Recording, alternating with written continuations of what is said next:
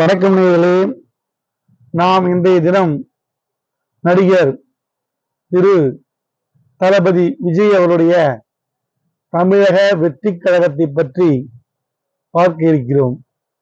நடிகர் விஜய் அவர்கள் மிகச்சிறந்த நடிகராகவும் நல்ல நடனத்திறன் மிக்கவராகவும் நன்கு பாடுபவராகவும் தமிழக மக்களால் அறியப்பட்டு அவர் பெரிதும் நேசிக்கப்பட்டு வருகிறார். தமிழகம் மட்டுமின்றி கேரளா போன்ற பிற மாநிலங்களிலும் ஏன் பிற நாடுகளிலும் கூட விஜய்க்கு அதிக அளவில் ரசிகர்கள் உள்ளனர். இப்படி நேசிக்கப்படுகின்ற ஒரு நடிகராக இருக்கும் விஜய் அவர்கள் தற்போது தமிழகத்தில் தன்னுடைய பணியை இன்னும் மேலும் மேன்மையாக்குவதற்காக சிறப்பாக்குவதற்காக தமிழக வெற்றி கழகம் என்ற பெயரில் புதிய கட்சியை ஆரம்பித்துள்ளார். தமிழக வெற்றி கழகத்தை தமிழில், அதாவது ஆங்கிலத்தில் எழுதும்போது TVK என்று எழுத முடியும். அதை அப்படியே சொல்வதென்றால் திரு விஜய் கழகம் என்று கூட சொல்ல முடியும். T for Thiru, V for Vijay, K for கழகம் என்று கூட சொல்ல முடியும். அப்படி தன்னுடைய பெயரில் அமையக்கூடிய வகையிலாக ஒரு பெயரை அவர் தேர்ந்தெடுத்துள்ளது மிகச் சிறப்பான ஒன்று. அது மட்டுமல்ல, விஜய் என்றாலே திக் விஜயம் என்று சொல்வார்கள், வெற்றி விஜயம் என்று சொல்வார்கள், விஜயதசமி என்று சொல்வார்கள். விஜய் என்றாலே அது வெற்றிக்கு அறிகுறியான ஒரு வார்த்தை.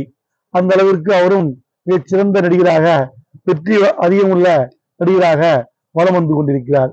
அப்படி பெயரிலேயே வெற்றி உள்ளவர், வெற்றியை பெற்றிருப்பவர் தன்னுடைய கட்சிக்கும் வெற்றி என்ற பெயர் வைத்துள்ளார்.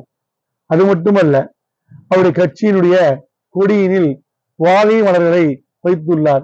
வாகை மலரானது வெற்றி பெற்றவர்கள் சூடுகின்ற மலராக நம்முடைய தமிழ் மண்ணில் காலங்காலமாக இருந்து வருகின்ற ஒன்றாகும்.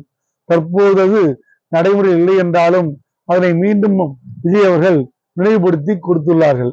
ஆக வெற்றியின் மீது மிகுந்த பற்று கொண்டு விஜய் அவர்கள் தமிழக வெற்றி கழகம், வாகை என்றெல்லாம் பெயரை சூட்டியுள்ளார்கள். அதுபோல் அவர் தன்னுடைய அரசியலில் மிகவும் வெற்றி பெற்று உன்னதமான நிலையடைய நாம் முதலில் அவரை வாழ்த்துவோம். அடுத்ததாக அவர் வெற்றிக்காக தேர்ந்தெடுக்கக்கூடிய விக்கிரவாண்டி, வி சாலை, விழுப்புரம், விக்கிரவாண்டி, வி சாலை மூன்றிலுமே வி என்ற எழுத்து வருகிறது. வி என்பது வெளிநாடுகளில் வெற்றிக்கான சிம்பலாக, அதாவது சின்னமாக பார்க்கப்படுகிறது. கையை கூட இரண்டு விரல்களை விரித்து வி என்ற சிம்பலை காட்டுவார்கள். அதுபோல் நமது புரட்சி தலைவர் அவர்களும் புரட்சி தலைவர் அம்மா அவர்களும் அந்த வெற்றி சின்னத்தை பயன்படுத்தியுள்ளார்கள். அதாவது அவருடைய சின்னமே இரட்டை இலை என்பதால் அதை காட்டி அவர்கள் வெற்றி பெற்றுள்ளார்கள்.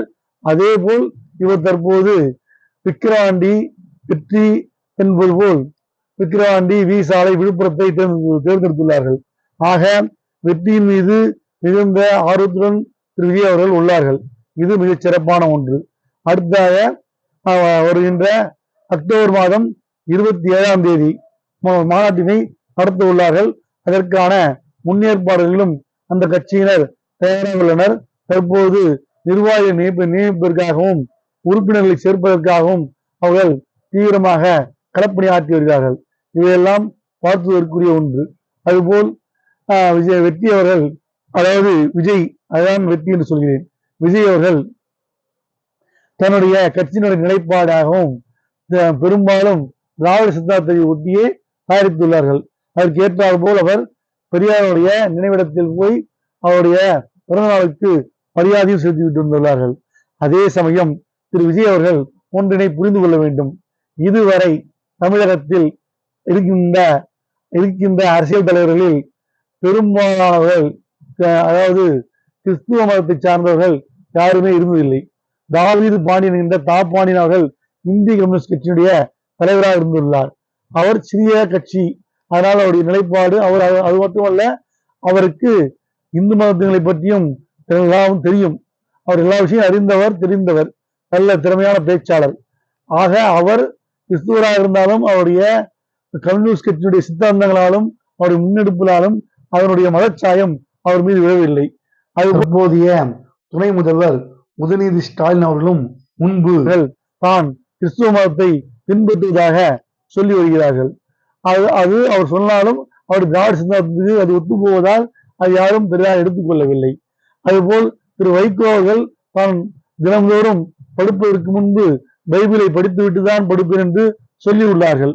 ஆக அவரும் திராவிட சித்தாந்தத்தில் இருப்பதால் அது யாரும் பெரிதாக எடுத்துக்கொள்ளவில்லை.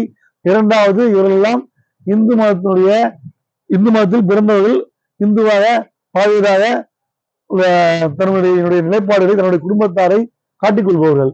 ஆனால் திரு விஜய் அவர்கள் பெயரிலேயே ஜோசப் விஜய் என்ற பெயர் உள்ளது. இப்படிப்பட்டவர் இன்னும் அதிக வெற்றியை பெற வேண்டும் என்ற ஆர்வம் கொண்டிருக்கும் போது, அதாவது தமிழகத்தில் முதல்நிலைக்கு வர வேண்டும் என்ற ஆர்வம் இருக்கும் போது, அவர் விநாயகர் சதுர்த்தி, அதுவும் வி என்ற எழுத்து, வி என்ற விநாயகர் என்றால் முழுமுதற் கடவுள். விநாயகர் சதுர்த்தி, வெற்றி, வி எல்லாமே இந்த வி என்ற எழுத்து வரும்போது விநாயகர் சதுர்த்தி வந்தது. அதற்கு வாழ்த்து சொல்லுவதை அவர் தவறவிட்டு விட்டார் என்றே நான் கருதுகிறேன். அது அதாவது அவரை பொறுத்தவரை அது பெரிய தவறாக இல்லாமல் இருக்கலாம்.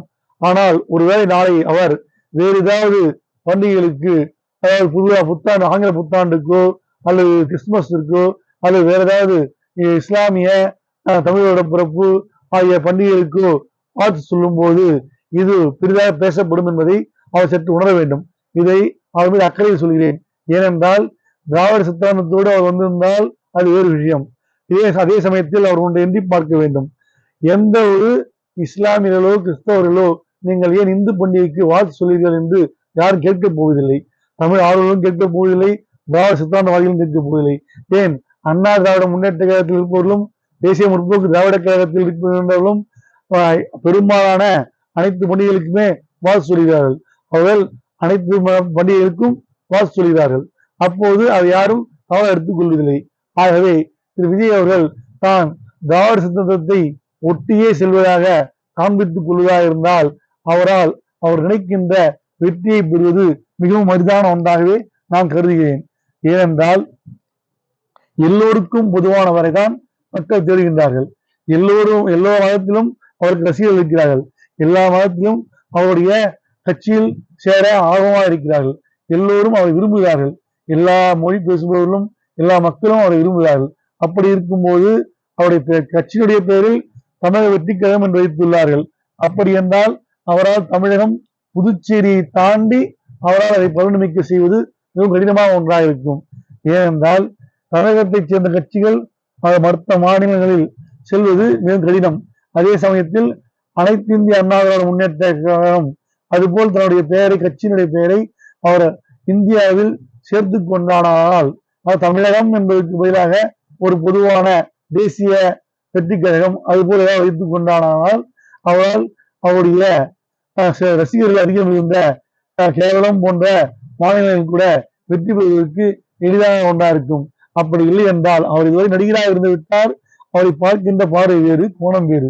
அவர் இப்போது அரசியல் தலைவராக பரிணமிக்க உள்ளார். அப்படி அரசியல் தலைவராக பரிணமிக்க உள்ளவர் தன்னை பொதுவானவராக காட்டிக்கொள்வதும் வெளிப்படுத்துவதும் மிக மிக மிக இன்றியமையாத ஒன்றாகும்.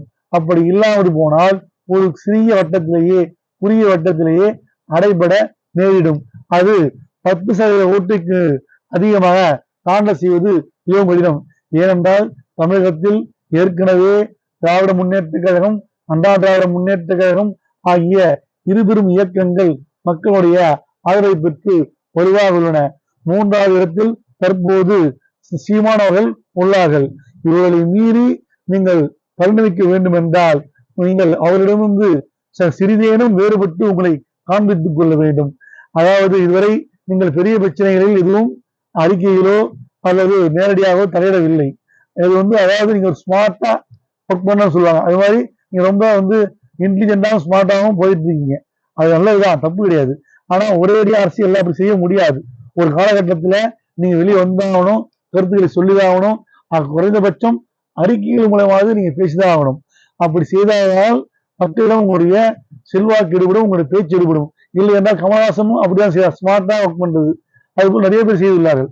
அவருடைய அரசியல் எதிர்காலத்தை சிந்தித்து பார்த்தால் அது பெரிய அதில் வெற்றி கொடுத்ததாக இருக்காது. நீங்கள் வெற்றி பெற வேண்டும், மேன்மேலும் வளர வேண்டும் என்ற அக்கறையில் நான் இதை சொல்கிறேன்.